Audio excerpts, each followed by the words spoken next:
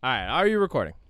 I am recording. This is not a normal day that we record. We were supposed to record yesterday, and you were too tired to do anything after fighting a red dragon in Make-Believe Land, which makes sense to me. Like, yeah, it's a dragon. I'm not here to come in and be like, Odie, that wasn't a real dragon. I'm like, wow, dude. I'm a big fan of you. I'm supporting you. I'm like, yeah, that must have been tiring. I fought a real dragon. You fought a red dragon. No, red, not real. No, real. And then J.K. Rowling took all your money. Yeah. Yep, and called you a weasel. Makes sense. Not a weasel. Legit. Not a Weasley. A weasel. I hope listeners of our podcast know that we don't just riff bits on the podcast. Like, this isn't just on the pod. Like, you texted me and said J.K. Rowling, or you didn't say. You said they announced Harry Potter casting, and I said that's amazing. Why are you playing a Weasley twin? Are you playing both of them? Just immediately, I was like, not even a ginger. Yeah, well, they can do that for you. Did you see Fantastic Beasts? They can change your hair color. It'll just look feathery. Give me a really bad haircut like Ezra Miller's. Horrible hair. That's why you're playing. You're going to play one of the Weasley twins, and then the other one's just not there. What if that's what they could do. They could do the parent trap. They could parent trap you.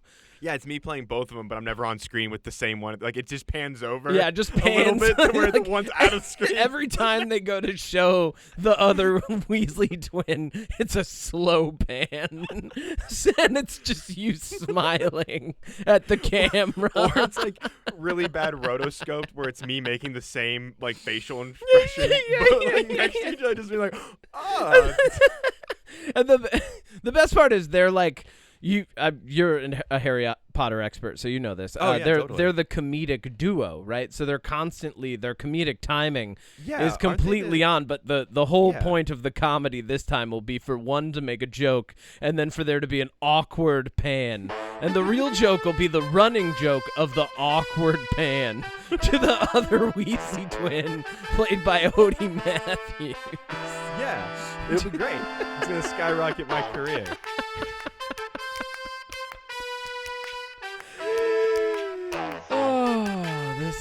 I should have never left the PR.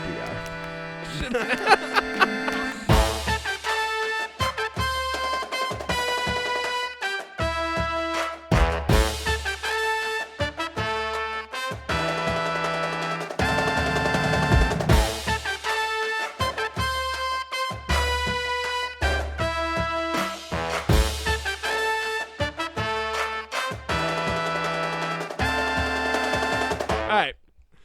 You ready to clap? I'm ready to clap. All right. 3, 2, 1.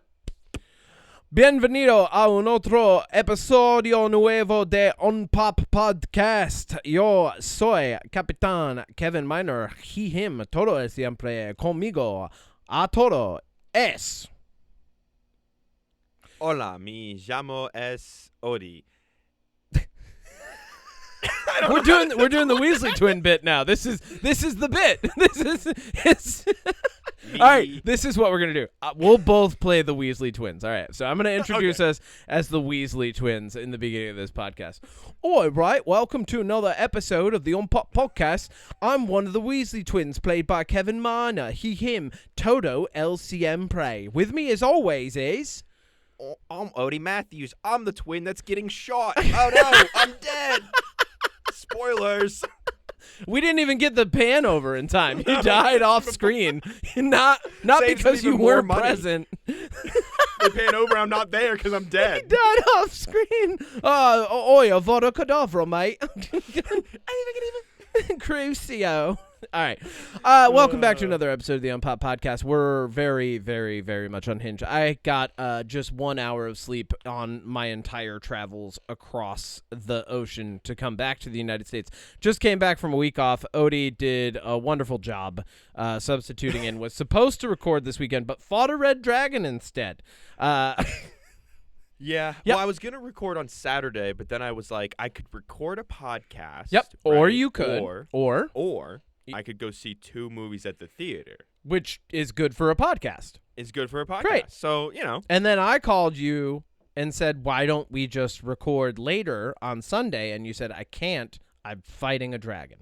I didn't know I was finding a track, to be fair. No. I thought my Sunday was going to be like this, Kevin. I thought it was going to wake up, Yeah. go to breakfast, and then come back to my home because we were hosting D&D. Okay. I thought I was going to play D&D for 4 hours. Yep. Then I was going to do some YouTube stuff, and then I was going to go to a movie and dinner. Great. I did one of those things. Yep.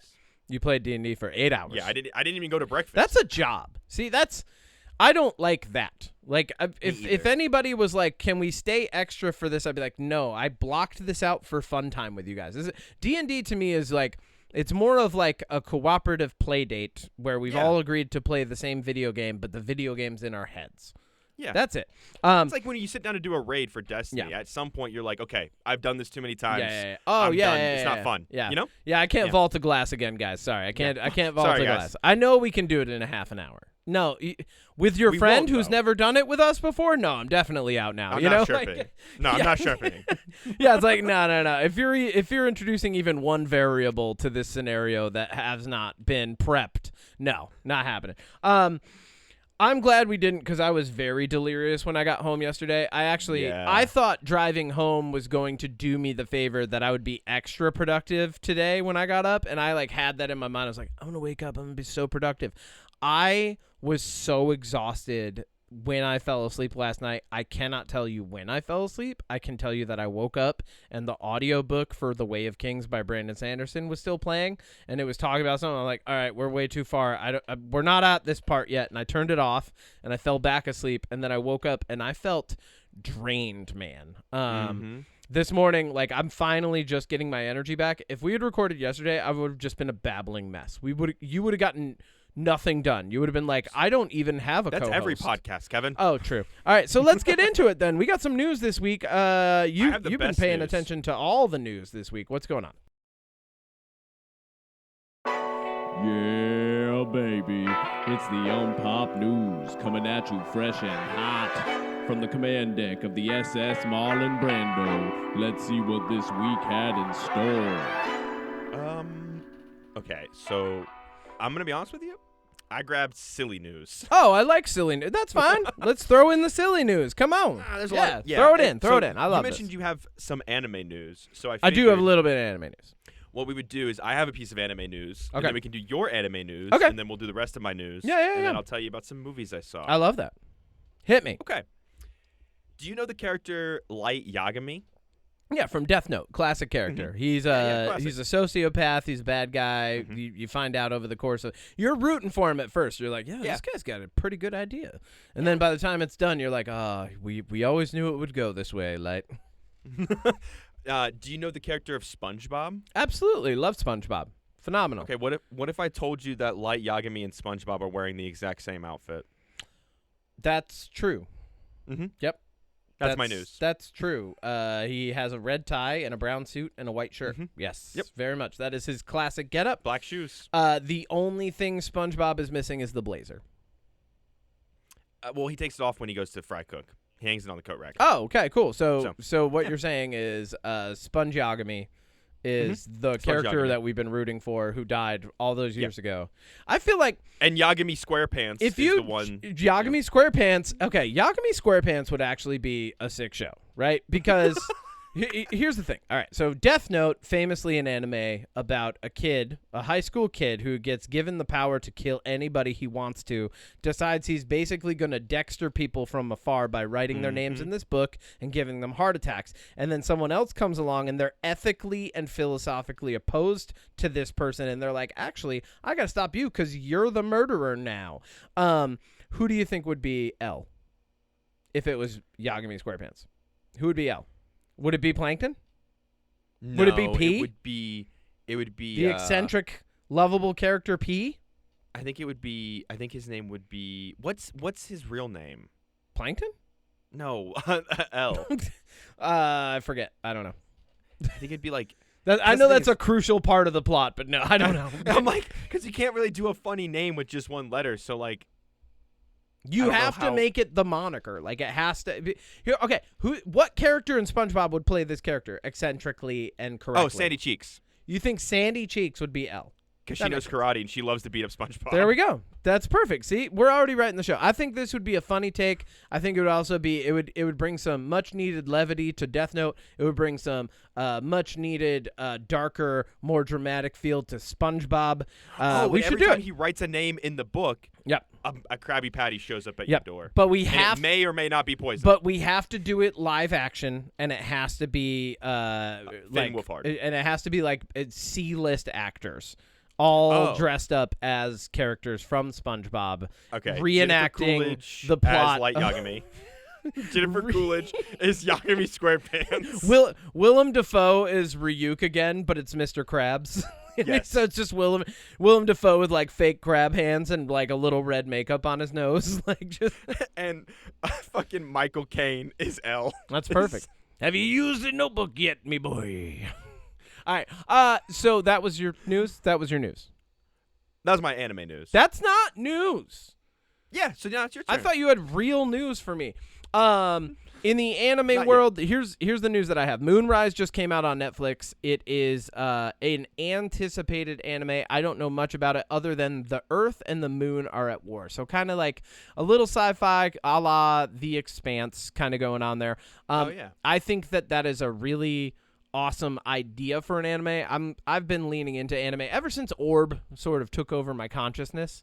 I've been kind of getting back more into anime and going, oh yeah, no, this is really good storytelling when you find the right ones. So Moonrise just came out. I'm going to later this episode talk about Devil May Cry would technically be news. It's being really well received right now. I'm going to talk about it this episode. Also, Lazerus came out. And for some reason, you can only get the dub version on Max. Like, I didn't see a sub version because I was watching. I'm like, this dialogue doesn't feel great. Let's watch the sub version. And I brought it up. I'm like, there's no Japanese. Is it on Crunchyroll or something? No, it's on Max. It's a Max original? It might be on High Dive. I don't know. I didn't look much more into it. I was like, because it wasn't. We'll get into it. Yeah. Do you have any other news from the entertainment world, Odie? There's a bunch of trailers and stuff that came out. I've been out of the country for a week, right? And so you had a job to do. Oh, I did? Yes, you did. And it wasn't to fight a dragon. It was to gather news. The way, a la Magnum Opus, the way that you always do, Magnum. What did you find in the news this week? You're literally bringing up your phone right now. No, I'm not. No, I'm not.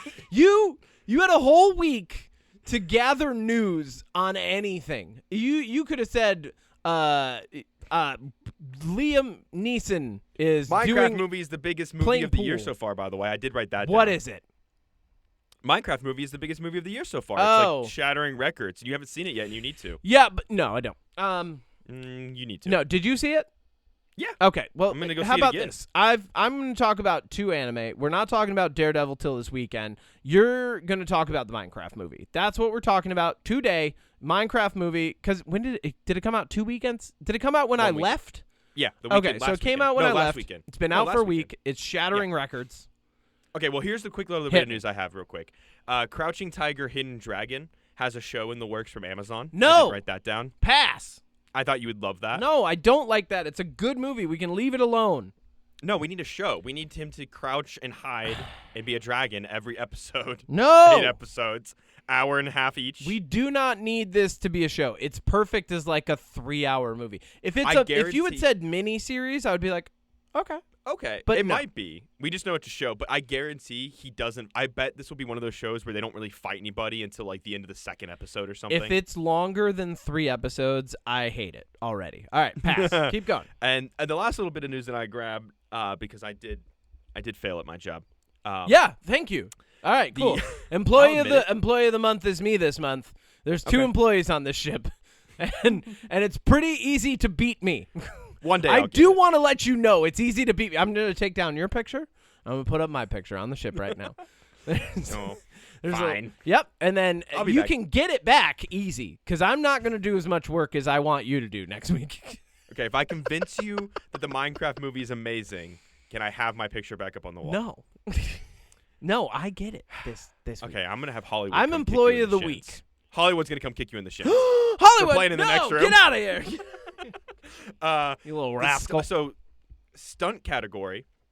is coming to the Oscars in 2027, and that's cool news Wow. on its own. But what I thought was interesting and Much kinda cool too about late. it, well, of course, Jackie but Chan is pissed. honestly though, Jackie Chan is like, he's like celebrating his like 80th birthday this year, and he's like, "Oh, now you He bring still it has in time. now?" Like, he's doing like 3 action I movies was a year. I was jumping off of fire trucks in 1990, and you Dude, bring he'll that get in an now? honorable. He'll get like an honorable lifetime stunt. Oh, you know he's Oscar. gonna get a lifetime thing Yeah, when. but yeah. the reason that this is partially coming is apparently Ryan Gosling had a lot Oh. to do with pushing it because of the movie The Fall Guy, where they did, he worked with a lot of stunt people. They did a lot of real stunts, and that whole movie is about stunt stuff. Mm-hmm. So apparently Ryan Gosling had something to do with that coming to the Oscars, which I think is really cool. That's cool. Yeah, and that's all the news I grabbed because I didn't think. Hold on. There's other. I texted. Dude. Okay. I'm just remembering now. I even texted you news. Well, hang on. If you want me to talk about the Minecraft movie, I even I'm gonna- texted you news. Hold on. No. You could. I softballed this shit to you. What did I well, put? your news All right. aren't always. Alex Terrible from Slaughter to Prevail, famous metal singer, proving once again that metal singers are actually some of the most wholesome people. Metalheads are wholesome people. All right, that's what this new segment is called. Alex Terrible, famously a really Adopts 2 bear heavy. cubs. He adopted 2. You also sent me but for the listeners, just a heads up, a couple messages above that. Kevin's news was that Sabrina Carpenter has a skin in Fortnite. Just want to point that out. Oh That no, you- it's that video game bros are losing their minds over it. I was like, haha, of course. Well, okay, because this just goes into we've gone over this so many times. There's just so many dudes who think that think that masculinity, they're like, there's a lot of bros out there who are like, toxic masculinity doesn't even exist. I'm just being masculine. Sabrina Carpenter, what? My feelings. I don't know how to properly express them. What do you mean? No, I'm just angry, and that's masculine. Like, no, like I thought that would be a funny thing to talk about, because. Come on, man. It's once again, we've got just American bros losing their minds Dude, over a a woman squad of doing anything.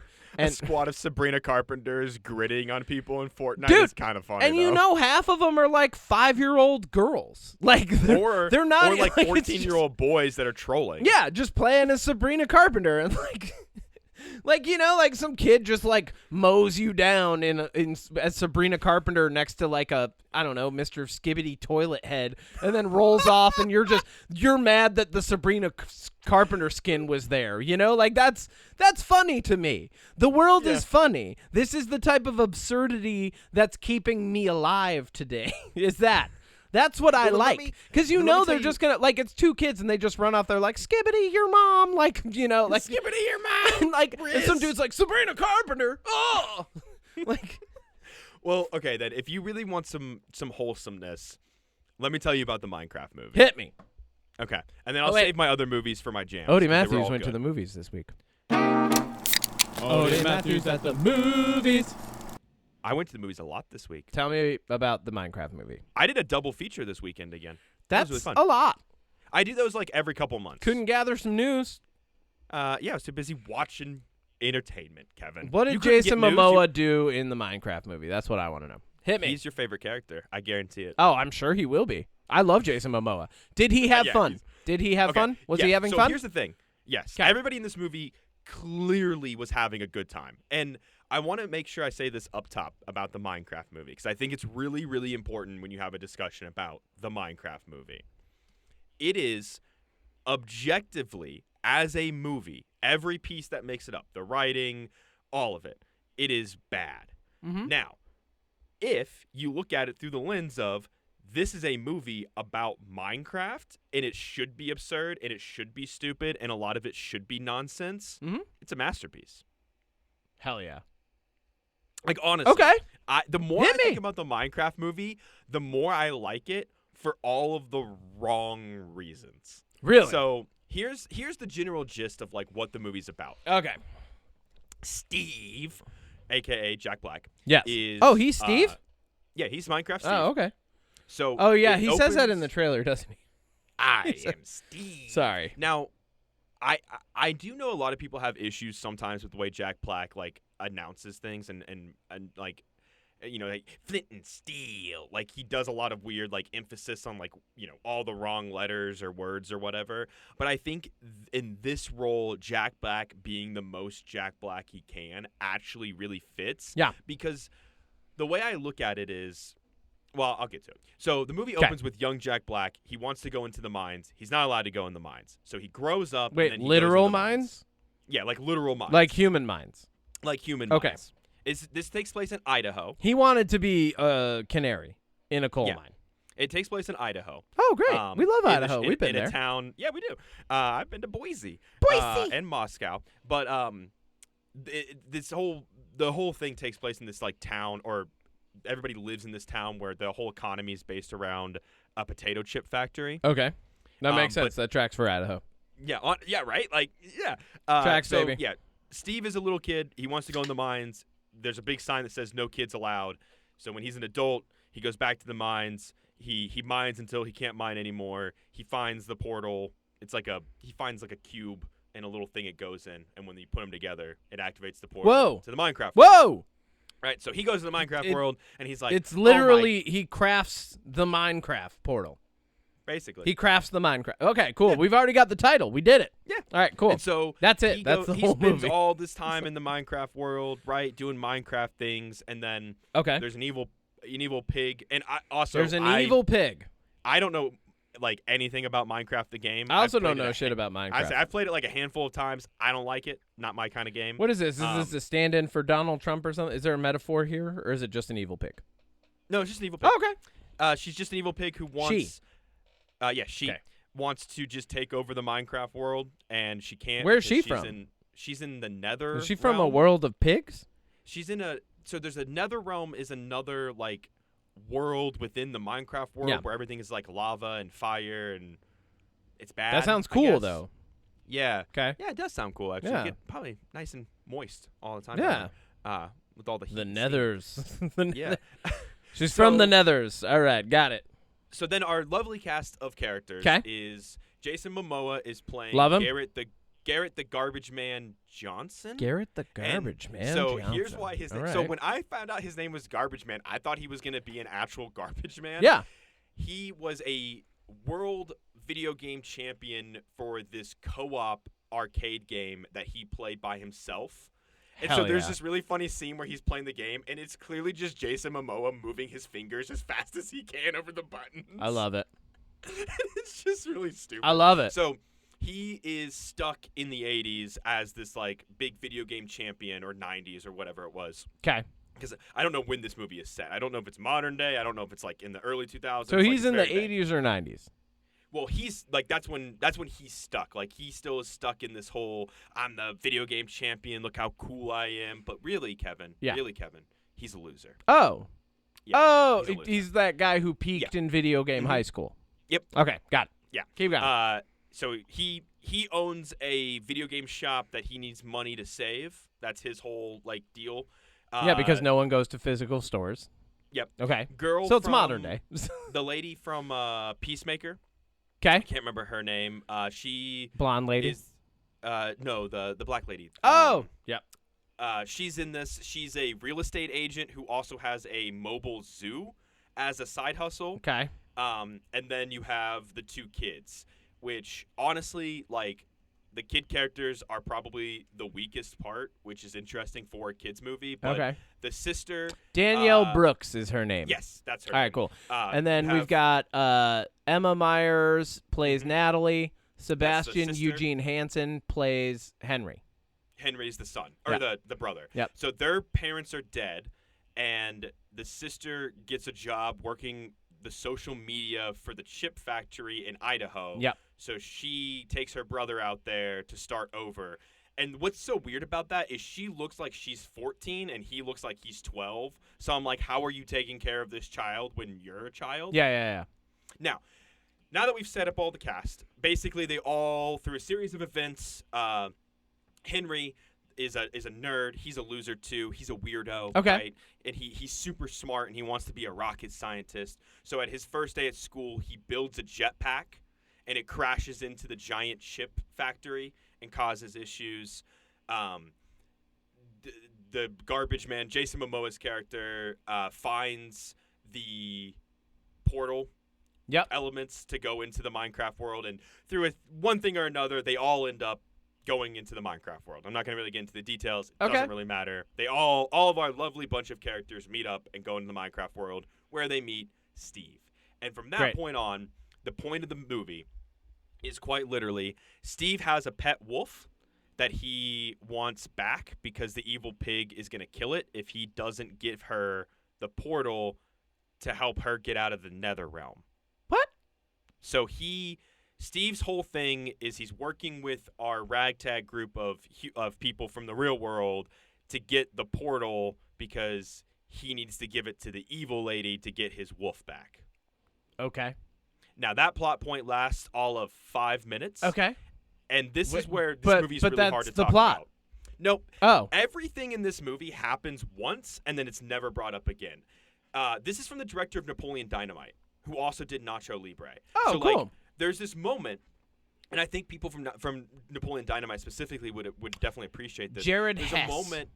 Yes. Yeah. There's a moment where Natalie, the sister, before her brother goes to school, like at the beginning of the movie, she makes him this tater tot breakfast casserole. Oh, perfect. Napoleon like, Dynamite, there it is. She's like, you can take this to school and make friends. And he's like, okay. And then he ends up meeting Jason Momoa's character, and he's like, why do you have tater tot breakfast casserole? And he's like, my sister made it for me so I can make friends at school. And he's like, you're not going to make friends. I'm going to take this. And he just takes it and starts eating it. Like, love it. There's these like little quirky things. Like the sister's introduced to be this like quirky, like, who honestly would think giving your 12-year-old brother tater tot casserole to go to school in a new town, specifically in Idaho, would go over well. Yeah. You know?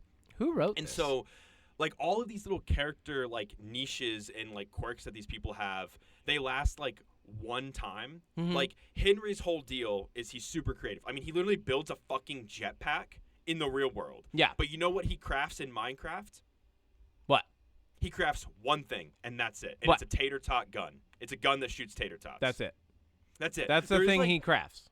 Like, this movie is set up where it's like creativity is everything, but then nobody uses the crafting table, like, at all. Huh. Another thing that happens is, like, when they first get to the Minecraft world, it immediately goes dark. Because in Minecraft, like, every 20 minutes, I guess, it goes dark. And so Henry, the boy, that's, like, kind of, I guess he's, like, kind of the main character in a way, because a lot of it revolves around him. But, like, he learns that if you, like, you can get the blocks, right? Like, if you mine something, it turns into a little block in your inventory. And so, like, he builds a giant castle to protect them at night from all the zombies and stuff. And then he never builds with blocks again the entire movie. Weird. Okay. Yeah, so, like, it's things like that. But so there's less crafting in the Minecraft movie. It's honestly, this is what the Minecraft movie is. It's our group of characters, our 5 main characters, going from one Minecraft thing to the next, so you can go, oh, look at that, look at that, look at that. But here's the thing. Apparently that works because kids, I was the oldest person in my theater that didn't have a kid with me. Yeah. And every 5 minutes, the kids were going fucking crazy for what was on screen. Like, anytime something that was notable from Minecraft, or anytime that Jack Black said something like chicken jockey, or like he would riff these very Tenacious D-style songs where he's like, Steve's lava chicken, Steve's lava chicken. Like, all of these songs, like, kids were going, dude, there was this one kid down the aisle from me. He's probably like 8. Dude, when he started singing this song about lava chicken, the kid got up and just started dancing. And like, cool, man. So this is where we are now in the world, where we're old enough that we just don't get it. Because I don't get that. I don't get it either. But so the movie's a meme. It's a Minecraft meme movie. It's a giant meme. Okay. But my favorite part of the movie, and honestly, in the end, you know, obviously everyone lives happily ever after. They stop the evil pig queen. Oh, how do they stop her?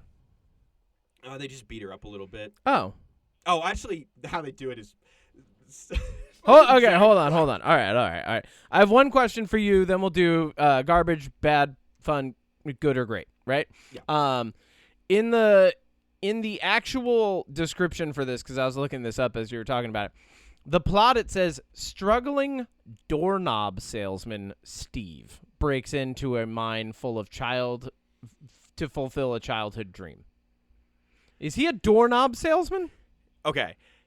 Yes. Okay, that's funny. Cool. Because I like that. But you don't get enough of it. There are also the other thing about this movie is there feels like there's scenes that they cut out for time. Because there's a moment where you see Steve at his human job. Yeah. But it's just for like 5 seconds. Oh, yeah. No, And it feels like there was supposed to be more there. When I read that, I feel like there's going to be a bit where he's knocking on doors to sell doorknobs, and people are like looking at their doorknobs going, no, man. No, it feels like that's missing in this movie. They don't do that? No. That's the bit. That's the whole bit. Here's what the whole movie All right, is, Kevin. Garbage, bad, fun, good or great? I mean, it's fun. I would call it fun. Because would you go back to a theater full of screaming children and watch it again? I would go back to a theater by myself at like 10:30 at night if I was the only person in the theater on like a Tuesday to Would go you see watch this on streaming? No. If I don't see it again in theaters, I won't watch this movie again. Okay, so it's fun bordering on bad. Though. Like we're leaning more toward the bad so bad side. it's good. of It's fun. so Okay. bad it's fun. All right. So bad it's All right. fun. Okay. Yeah, Okay. Yeah. Spoilers. Go ahead. Hit me. Let's from this point on just talk about it freely. Speed run. I'm going to speed run. Yeah. Okay. Because I want to get to the couple parts that I did like. Okay. So they arrive in the Minecraft world. What did you like about this movie overall? Like, was the cinematography good? The Jennifer Coolidge side plot. Okay. All right. Got it. And that's what I'm going to talk about. She plays that the shit, principal of she's the the principal. vice principal or whatever. She's the principal. Yeah. And like, if these clips end up on YouTube, just go watch the Jennifer Coolidge bits. Yeah. Because I'm gonna be honest, like it's the funniest part. But they get into the Minecraft world. Steve gives them the lowdown. You know, the creepers and the zombies show up at night. They go to the nearby town where they meet all the villagers. Our party gets separated. They split the party by accident because the pigs come to attack. And that's where you get like the Steve's lava chicken. There's a funny moment where Steve has these like wingsuits and he puts one on Henry and one on Jason Momoa and pushes them off the cliff. And then he's like, wait, I didn't make myself wingsuits. Hold on. And then he jumps off and then him and Jason Momoa are 69ing as they're flying. Because you have to. So like moments like that are kind of funny. Yeah. Where it's like, I never thought I would see Jason Momoa and Jack Black 69ing in a Minecraft movie. On a wingsuit? Yeah, okay. On a wingsuit. That's good. See, Jared Hess is he's got some good Dude, instincts. He's got some great moments. That's a directing thing, and that's where this makes sense. Because, like, when you said Jared Hess, and then you're talking about this movie, I'm like, it sounds like it could have been way funnier. But then when I look at this, the screenplay and story are by, like, 8 people total. Yeah. Like, it's like a wild amount of people that worked on this. You can definitely pick out, and eventually, Kevin, we'll watch Minecraft movie together. You can kind of pick out where it's Jared Hessiness as opposed to like the screenwriters, right? Yeah. Like, there's a moment where literally somebody pulls out tater tots from their pocket, and Jason Momoa was like, "Dude, you had food this entire time," and he's like, "Sorry." Yeah. It's just like it seems like the people who wrote this movie probably wrote a bad movie, and then Jared Hess, like through direction and some choices and working with talented actors, made it better. You know what? Honestly, and that's kind of why I think that this movie is all jokes, no substance. Because I will admit, because like, Jared Hess came in and said, "There's no substance. At least let me write some jokes. Let me at least make it funny." Because honestly, like when I think about this movie, the plot is nonsense. The plot, I don't even know if there is a plot. Yeah. Like, honestly, because, like, there is no character development. There's no character arc. There's no character traits that really stick out. Yeah. But there are moments, I will admit, I laughed out loud quite a bit in the theater, either because of how stupid it is or just how, like, that it just has that sense of humor, like Nacho Libre and Napoleon Dynamite, that I personally, I guess, kind of like. Yes. Like, yeah, so they go to the town. You meet, there's the Enderman. They end up having a bit with the Enderman. Yes. You think Jason Momoa's character dies, but then he comes back in the final fight. And basically, yeah, like the pigs come and attack, and our ragtag group, rally, beat up the pig lady, Hell yeah. get back to the main Earth We love place, and they're all good. I do think it's funny when Jack Black goes to fight the evil pig lady. He's wearing the most, like, homemade looking diamond armor where it looks like it was just made out of cardboard and like Hell stuck yeah. onto him because it doesn't fit his body at all. I love You it. know, it's blocky. And so like he goes to fight the pig and he wins, and then there's this like 5-minute sequence. I'm not kidding. It's pretty long where she's like, "Come here, I want to tell you something," and he's like, "Are you gonna try to stab me with the little knife?" And she's like, "No." And then he gets closer and she tries to stab him and he swats it away and he starts to walk away. And she's like, "No, wait, okay, for real, come back." And he's like, "Do you have another knife?" And she's like, "No, I only had one." He's like, "Okay." And then she tries to stab him again. He's like, "Stop it, stop doing that." And then there's a third time where she picks up the knife that he swatted and puts it behind her back. And she's like, "Come back, I'm too weak." And he's like, "I saw you pick up the knife." Okay, see, this is the Jared so like, Hess moments like that. humor because Napoleon Dynamite was like, that was an underground cult hit. Like, they were selling Vote for Pedro shirts at Hot Topic. It was that funny, you know? Yeah. Yeah. So, okay. So All right, then cool. the other funny part that I want to talk about Hit me. is the Jennifer Coolidge side bit. Yes. And I can't do a Jennifer Coolidge impression, but if you know what this lady sounds like, Oh, man. you Oh, make me I wanna just hot dog really real can't. bad. I don't even know. Yeah. It's pretty good. Thank you. So I've her been whole watching side White plot- Lotus. Oh, I gotta get on that. Yeah. So her whole side plot is she's the principal, and like I said, Henry makes a jetpack, causes issues. Great.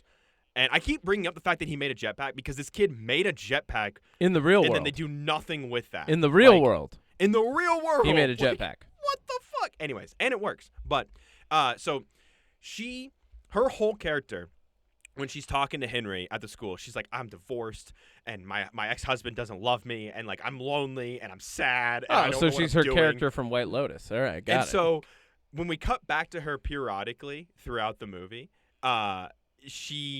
it starts where she's driving, and a villager actually got through to the real world, right? So that's like the whole side plot. Oh, is a like villager, just a regular Minecraft. yeah, just a regular block- villager from Minecraft. block You know, dude. the guys that go Yeah. or whatever.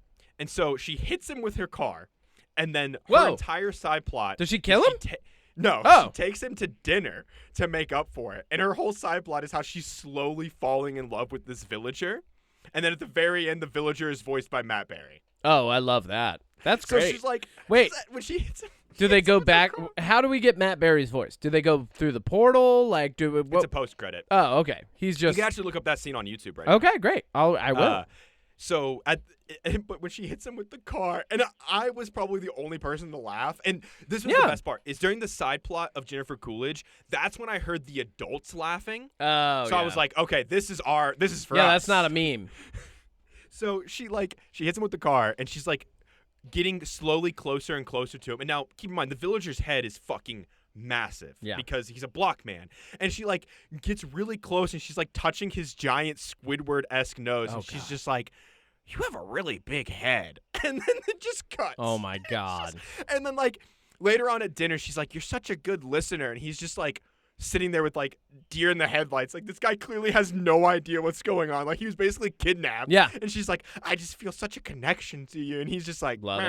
"Meh." I love And then that. the best joke in the movie, Kevin. Yep. And I'm not going to do it justice, but I don't care. It was my favorite part. I died laughing. I had to put my hand in my head.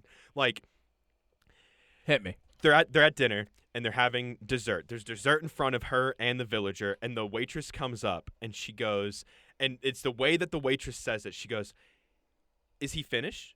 And she goes, and Jennifer Coolidge looks at it and goes, "No, I think he's Swedish." Oh my god. All right. It just got me. All right, dude. Minecraft movie. Just Solid. got me. No, I like that. All right. Look, is it bad? Absolutely. Is it worth seeing if you're even 1% curious of what this movie is? Yeah. Absolutely. It's worth Okay. seeing if you're curious, because what I will say, for the most part, the effects in this movie are really good. They actually did a pretty good job of blending some real life sets, and it feels like they actually paid the animators to make the CGI look good. Good. There is a couple parts where it's like, "Oh, you're just on a green screen." Yeah. Like Rebel Moon style. Like, I don't like that. Mm. But I think I would recommend people to see this if you're curious. If you think it's going to remotely be good, don't see it. And if you have kids, you should take them. Because I think that I obviously don't have kids, but I think understanding what kids enjoy through my nieces and nephews of varying ages, I think that this is a movie where you don't need a plot because there's just silly gags, fun colors, and funny quips and lines for the kids to enjoy, Yeah. and I think they do. Good. Well, good. So That's all you saw this week. that's it. No, you saw a ton of stuff this week. What else did you see wanna this know- week? And tell me if give it to me on the scale. Just tell me if they're good, fun, bad, garbage, bad, fun, good, or great. Like just hit me with the titles and then what you think. Okay. Speed run. Working Man. Okay. I already talked about that one. Okay. Death of the Unicorn. Yeah. It's fun. I heard it was bad. Minecraft Somebody said they movie. didn't like it. They were like, I wanted this to be good.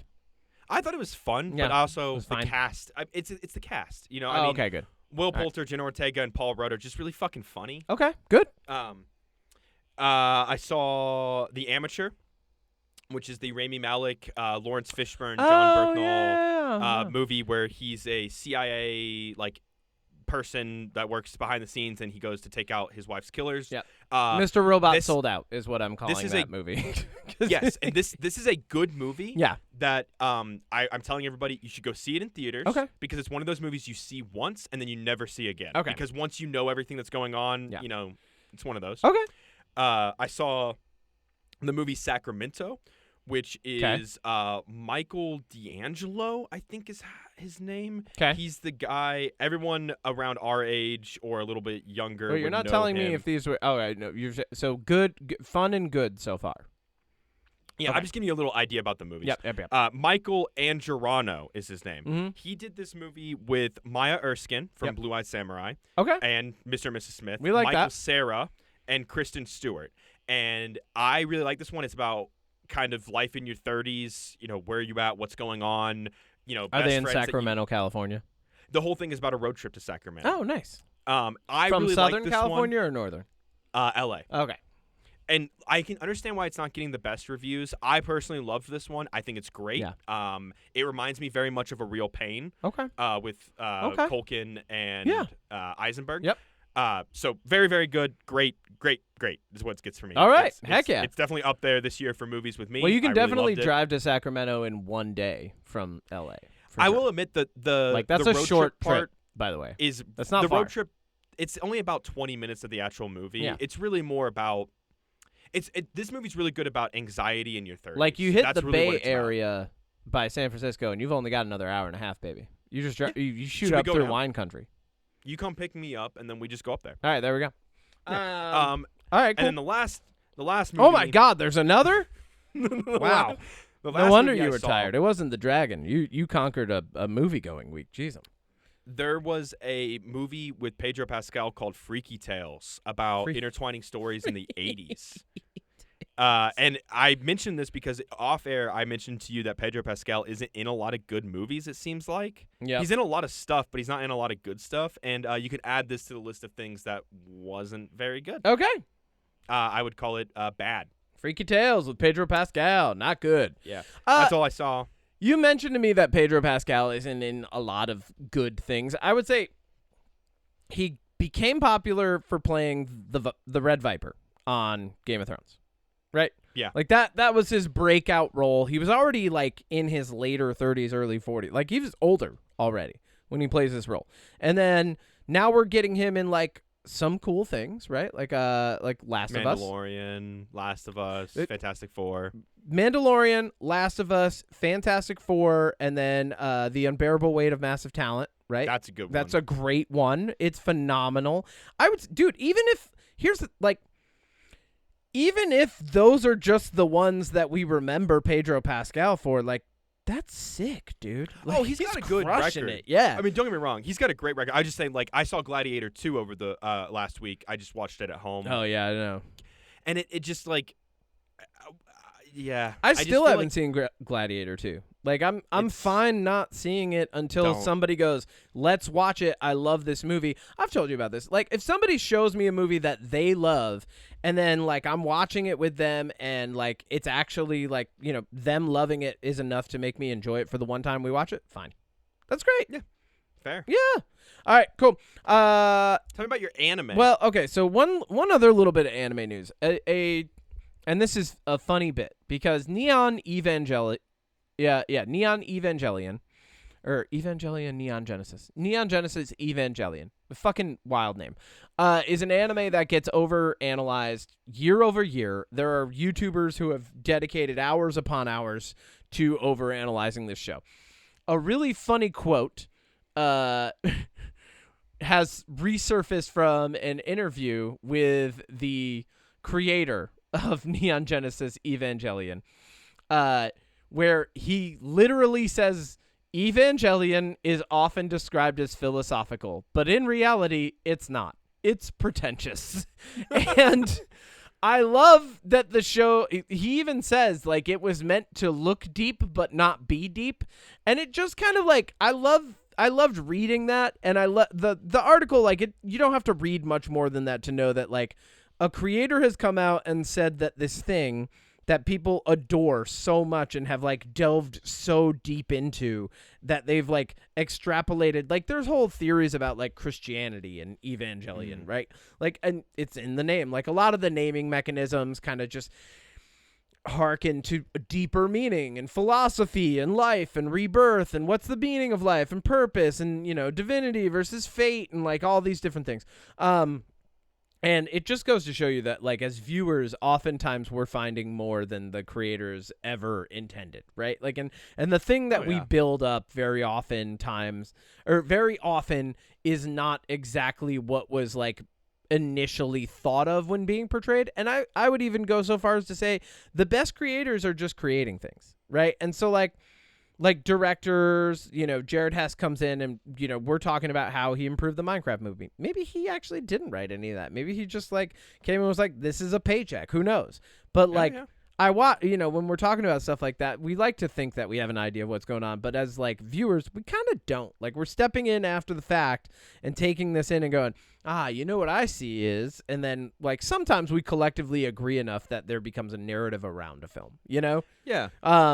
And I think that's funny because I had that experience this week where, like, my favorite director has produced a piece of anime that I do. Oh, the Rebel Moon anime, because you love Zack Snyder. Don't think is great. So there is a Rebel Moon anime. No, but they're making oh, wait. Pass. There's a prequel comic book Oh, coming more out. news. Yeah, no, pass on Rebel Moon news. We're going to watch part 3 and hate it.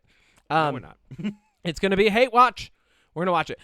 So Shinichiro Watanabe is one of my favorite anime directors. Like, I would actually say one of my favorite directors, period, bar none, of all time.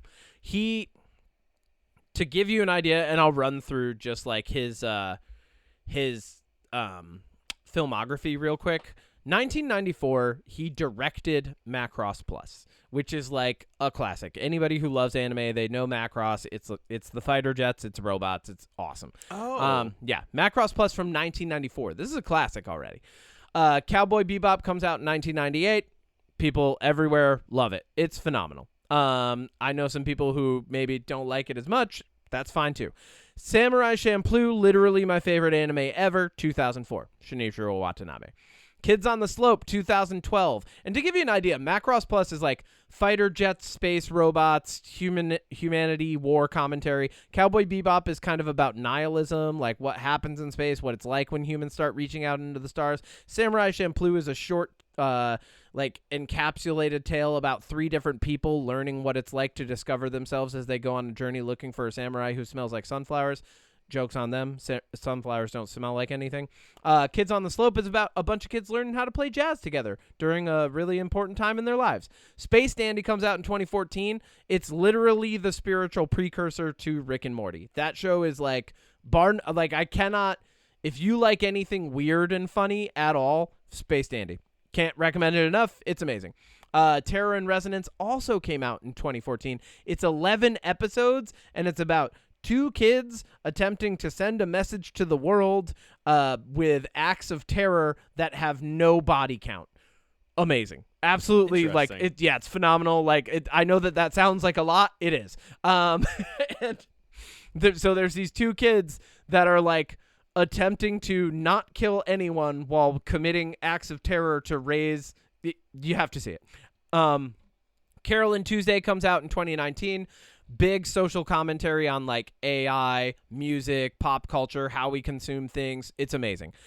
Everything so far, I love them. Like they're not, maybe not all of them are in my top 10, top 5, right? But like they're all in my top 50. Like they're there. Shinichiro Watanabe is phenomenal.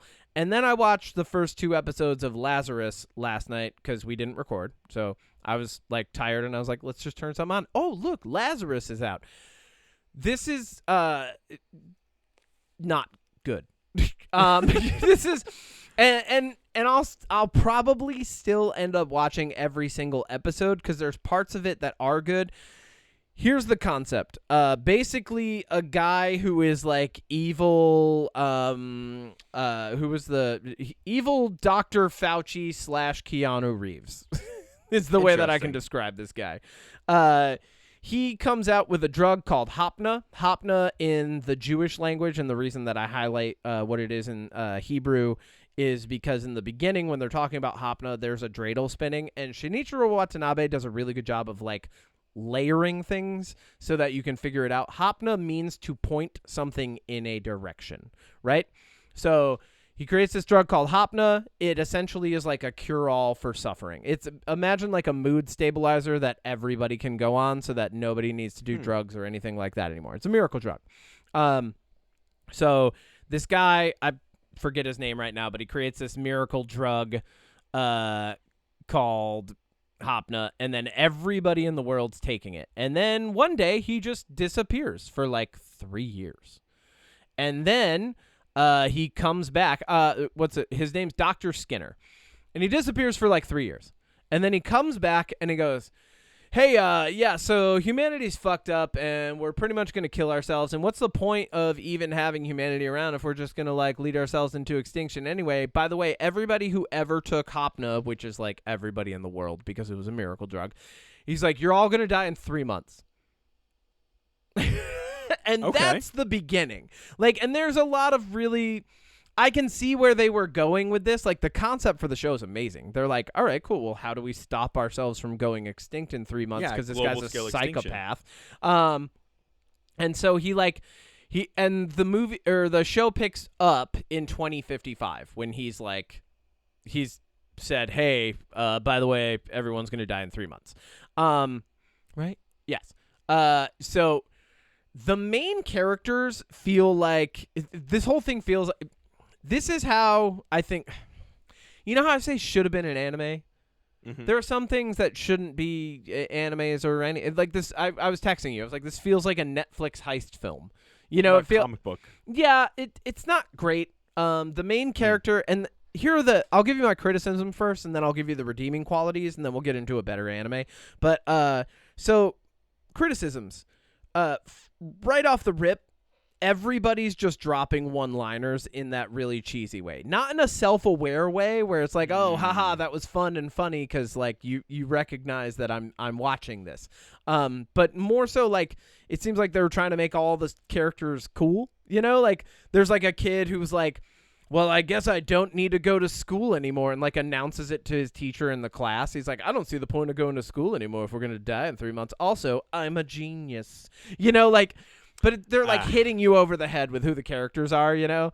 Like they're like, oh, and here's the badass guy who's going to be interrogated by the Amanda Waller type character. And he's like, oh, by the way, you know that I like breaking out of prisons, right? Watch me break out. Like, you know, like just that's what it feels like the entire, and like there's the real edgy guy who's like, we all have to get together and work to figure out this Hopna thing. And then some lady who basically is Faye Valentine from Cowboy Bebop reskinned. And she's like, I'm the witty, sarcastic female of the crew. They're just assembling the crew for the first episode. Kudos to them for actually getting them together by the end of the first episode and not making a whole thing. Yeah, right. But the other thing that I don't like is the stakes were immediately lowered because I'm watching this guy escape a prison, and multiple times there's like shots of guards coming around the corner with guns drawn and pointed at this man who has no weapons. Also, this is 2055. So, like, but they come around with, like, pistols drawn on a guy who apparently is serving 888 years of consecutive life sentences in prison. And he just kind of swings away from them, but in a way where you're like, oh, you could have been shot now. Yep, they could have shot you now. and like they just don't shoot him at all, like, which is very unbelievable to me. I'm like, I'm 2055. I'm pretty sure that it's shoot first, ask questions later. That's where we're headed. Yeah, I'm like, I don't know what's going on here where like people are just drawing their guns and saying stop it and then letting him get, and like he's not like super fast or anything. Like they're not filming or they're not animating it in a way where it's like, oh, he's dodging things like and getting out of the way and like he's a moving target. Like he literally will like run up to someone with a gun and the person just has their arms out still and like he'll like tackle them. And I'm like, you know what that reminds me of? What? So in The Punisher season 2, yeah, there's a really, really good moment where 5 guys with guns are like they face to face with the Punisher in an alley. Yeah. And what the Punisher does is before they can react, he literally shoots them all. But as he's doing it, he's literally jumping back and like he's like sidestepping back and forth. Yeah. Because they're not even shooting at him, but if they wanted to, like, they don't have time to react. And it's actually like that's on YouTube. That's a really good. Cool. That's a really good way to do what you're saying. Yeah. But like better. So anyway, I don't know why they're not doing that in this. And then there's like the hacker girl who's on the crew, and she's like, I found him. He's right here. I can find anybody.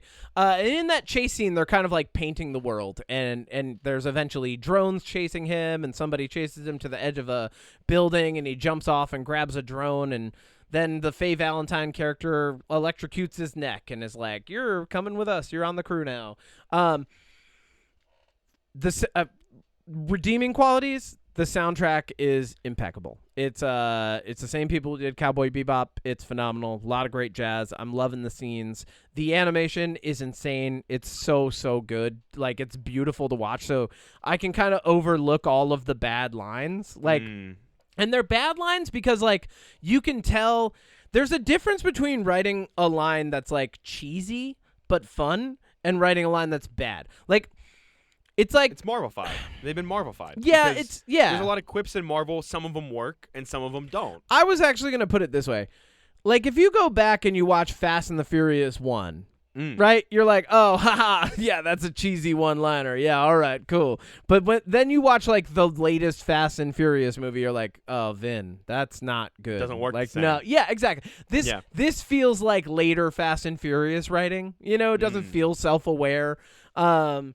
So, like, that was bad, but ultimately, like, the plot's still pretty good, and, like, there's these little Shinichiro Watanabe bits, like, they keep cutting back to, like, this talk show host who's, like, interviewing people to give you a sense of what the world's like, and the talk show host is, like, interviewing a super popular star, and he's like, well, it's, you know, if your album doesn't come out for 3 months, then people might not be around to hear it, you know, and, like...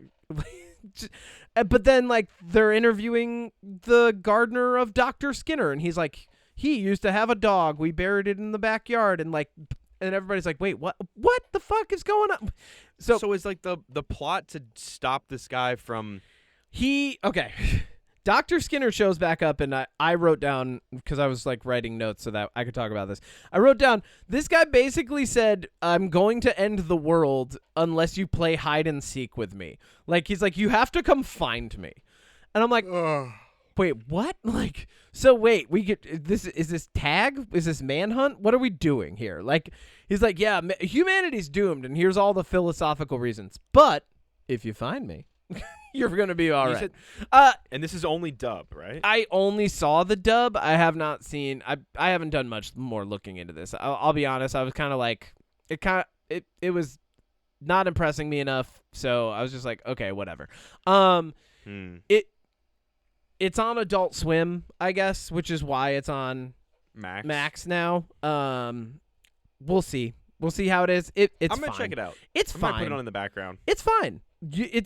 It feels like second screen viewing. Like they're announcing the things that they're doing as they're doing them. Perfect. You know? Yeah. And it's dubbed these days. Yeah. So, yeah, and I even wrote at one point, I'm like, did AI write this? Like, this just, it feels, some of the lines feel very AI. Like they're like, and you have 888 years of consecutive prison time. And then later, like, he's talking to, like, one of the girls. He's talking to the Faye Valentine girl, and he's like, she like kicks him out of the car. She's like, you don't get 888 years for just killing one person. He's like, did you know that when you escape from prisons, they double your sentence every time? I'm like, How does that make sense? I have no idea. And then he's like, yeah, escaping prisons is kind of a hobby for me. I'm like, all right, but anyway, it's poorly written. On the flip side of that, I needed a palate cleanser, and Devil May Cry, the animated series, produced by Odie Shankar, came out this week, and it is absolutely phenomenal. Netflix knocked it out of the park. It's the same team that worked on Castlevania. So Odie Shankar, Adi Shankar, whatever. Anyway, ADISHANKAR. It's either Adi Shankar or Adi Shankar. It is phenomenal. Did you ever play Devil May Cry? I did not. Okay. Those games are like Pulp Fiction action comedy. And there's like a very serious like overdrop of like demons and fighting them, and like, but at the same time there's like guns and swords and demons and SWAT teams and knights and like just all this stuff that shouldn't mix together, but it does. It's just like this Pulp Fiction pop culture soup.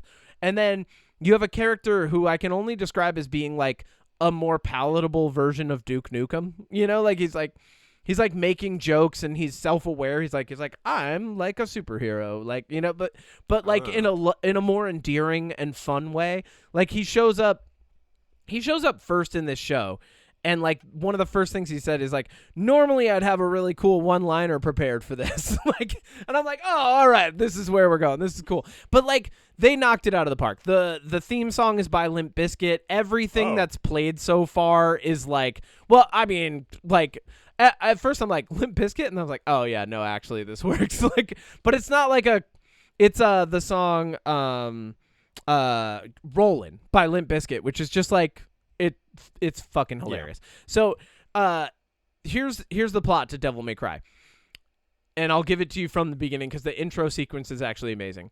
A team breaks into the Vatican to steal a demon sword, or to steal a priceless relic. But that was just a cover for the big bad guy of this show, who is literally a humanoid white rabbit, to walk in and steal a demon sword and kill all of them while mocking humanity. Like, absolutely amazing. Kind of similar to Lazerus already. Like, he's basically like, you guys are the fucking worst. And he even like specifically is like, he's like typical Americans. Like, he like makes fun of America. So he's making fun of humans. He's like, I'm going to bring about the end of humanity. Like, here we go. And it's fun. Like, from the get-go, I'm like, oh, this is, even though this is a giant walking, talking rabbit, this is already a really fun, and the way that they animated him was perfect. He has like this really creepy big smile. And then Dante shows up and he's hunting a demon, and oh, it turns out that demon's a shapeshifter and it's taken the form of a baby, you know? And so then, but it gets away because the lady's protective of her baby and not this, you know, and then like he goes running after it and he's like, oh, damn it, where'd that baby go? Like, it's funny. And then like to paint the backdrop of how the world is, they kind of show like people talking about the bombing at the Vatican, and then they cut to this guy with like a deep Southern accent who's like, it's obviously a very complex network of demon terrorists, and you're like already laughing. And then it immediately hard cuts to a guy in a room with government officials going, this is a very complex network of demon terrorists. And you're just like, okay, all right, okay, that's what we're doing. And literally the next person to speak is Kevin Conroy as the vice president. And I'm just like, I was like, I'm sold. Everything that's happened so far, this is just fun. I don't have to think about it. It doesn't matter if there's a bad or cheesy line. Like, it's just fun. Like, very much like the main character Dante, who is half demon, half human. This show is like pizza. You like just eat it. It's fine. Like, just enjoy the pizza while you have it, and then it's gone. That's fine. Yeah. That's all we need. We just need the pizza now, and then it's done. It's a fun thing to eat. Oh, are we having a party? Here's pizza. You know, like, that's it. So this was a perfect palate cleanser. 100%. Like, this is, I would actually venture to say already I'm enjoying this even more than Castlevania. And Castlevania was in my opinion, Castlevania is so good. well, in my opinion, Castlevania was the first version of anime produced like in the West, like it was, that was like palatable, enjoyable, didn't overdo anything. Like it was just fun, you know? It's a good time. Yeah, and I love that Capcom went back to the same guy. They're like, or he went to them and was like, "Hey, can we do this next?" And they're like, "Yes, we can." Lot of really good one-liners. Kevin Conroy as the vice president is hilarious because the president is only in like one scene in the beginning, and actually, to tie everything together, the president is voiced by Uncle Rico from Napoleon Dynamite. Oh my God! What are the chances? It's hilarious, and every time there's a scene not too long after that where like people see the vice president played by Kevin Conroy and they're like, "It's the vice president," and I'm like, "He's the famous one?" Like, it's really funny. It's Dick Cheney. The show is good. I can't recommend it enough. The action sequences are great. There's a little bit of like 3D action that kind of like they went with like there's like a partial cell shade effect, it looks like, and it changes the animation a little bit, but it's still super enjoyable. Like it's definitely going to be something that's a comfort watch for me as episodes are coming out. Oh, hell yeah. Or actually, they might have dropped the whole season already, but like, you know, I'll probably watch it over time for fun.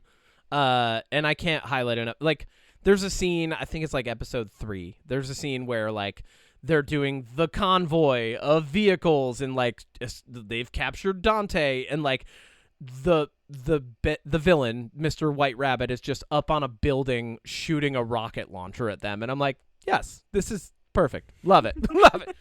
So highly recommend. Ton of fun. Lazerus, we'll see. But that's what I consumed when I got home and was exhausted from being in the Dominican Republic doing charity work for a week. So you could have gone to see the Minecraft movie. No. That's what I'm hearing.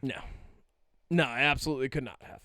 I would have fallen asleep in the theater and they would have woken me up and I would have been like, "Can I pay you to stay here?" Because I watched all of this from the comfort of my bed, exhausted last night. Can I pay you to stay the night? Yeah.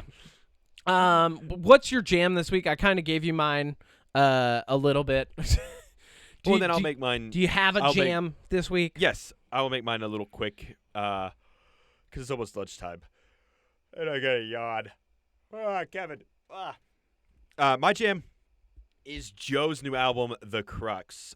Most people probably know him from his acting on Stranger Things, but his new album, The Crux, follow-up to The Runner, hell yeah, is phenomenal. It gives me... There's a couple songs on the album towards the end, Gaptooth Smile and Charlie's Garden, that very much feel inspired from Sgt. Pepper's Lonely Hearts Club Beatles album. A lot of his... some of his style, I will say, gives me Beatle vibes, and I think as somebody who's not the biggest Beatles fan, I think that the way that he does it, I really like. I like the inspiration from that. Okay. I think Joe's music is really good. I think he's got a unique sound that I think he does a really good job of capturing. And if you haven't heard either of his albums, I think they're both worth listening to. Hell yeah. Yeah. Cool. I got 2 jams this week. The Prison Break character from Lazerus reminded me that there is an old anime called Nanbaka, which is as fun as Devil May Cry is currently, or it was as fun as Devil May Cry is currently, about 4 characters who could break out of a prison if they wanted to, but instead just get up to wild shenanigans, including just loving food and dogs and whatever else in prison while a bunch of wild things happen around them. I cannot recommend that show enough if you're an anime fan. It is hilarious, and it's just like it's a fun watch. Like it's one of those ones that like it never really gets like too deep. It's just, you know, surface level. Yeah. And the animation's great. They all have super colorful like protagonist anime hair. So highly recommend that. And then also, I don't know if I talked about it last week, but this happened while I was in the Dominican Republic. Sleep Token has beat out Ed Sheeran and Miley Cyrus on the global charts on Spotify for the #1 spot. A metal band has finally done it. I'm so glad it's Sleep Token. I cannot give them enough props for everything that they've been doing with their music. I don't think they've written a song I don't like yet. Yeah, agreed. Yeah, they're still crushing it. I love this journey that they're on. Sold out arena tours. Coming from where they started in like 2018 to where they are now in 2025 is amazing. Like the 7-year journey of this story, and now there's like 7.9 million listeners on a lot of the different platforms that they're on. They keep blowing up more and more and more, and it's so cool to see a band, even though they got doxxed last year, that like leans into anonymity and art and creation, just do something like that. It literally brings me joy every day. It's like Ghost, the lead singer of Ghost, Tobias, went on, I think he was with Ozzy Osbourne or somebody, and they were talking about, Ghost, and he's like, well, Ghost it's me, and I hire people to fill the performance role of the ghouls and stuff. He's like, but at the end of the day, like, if you had to ask who's in charge of the band or like who's behind it, it's me. And I think not the same as Sleep Token, but I like Ghost does the same thing where it's like, don't worry about who the people are in the band. Yeah. Just be there for the music and be there for the immersion and let them do their thing. And like, I think doxing people like they did with Sleep Token is just, it's so pointless. That's because lame. like what does it do to you to know that the lead singer's name is actually John Smith? Like, what is that? How does that benefit Odie, don't you? do that. Oh, sorry. Stop giving out Vessel's name, bro. John Smith, come on. Yeah, I mean, it'd be like if I gave out your real name. Yeah, right? Wow. Yeah. Dude, Yeah. don't ever do that. Which I won't. Stop. I will never tell anybody that your name is Milo Littlefoot. Okay. I told Kevin. you that in You confidence. can edit this out. I told you that in confidence. Well, I confidently just told everybody. I'm leaving it in. Milo Littlefoot it is, baby. Here we are forever. Milo Littlefoot and Magnum Opus just going on a journey. Yeah, I'll tell you what. It's good to be back. I missed you. I missed doing this. This is one of the more fun things that I do in life with my life. Is just get together and have a silly fun time with a friend on a podcast. Well, you got one of those amazing. A silly fun friend. Your check hasn't I cleared. have a our podcast. No, our check hasn't cleared for our friendship. So if you want to renew that, Well, it's still silly and fun. So I got two out of 3 ain't bad, baby. Hey, 2 out of 3 ain't 2 bad. out of 3 ain't bad. That's it. Thank you, everybody, for listening to another episode of the wonderful UnPop podcast. Thank you for embracing the absurdity of this life and the state of the world as it is with us. We hope that we're bringing you joy on a week-to-week basis. Make sure that you... I'm fucking this up. Make sure you check out Magnum Opus, the YouTube channel, a spiritual sibling of ours run by Odie Matthews. And just so you know, the art for our cover is by FrankAce. The music and effects are by moi. And we will be talking to you next week about Daredevil Born Again. And Sinners. yeah. Yeah, I did it.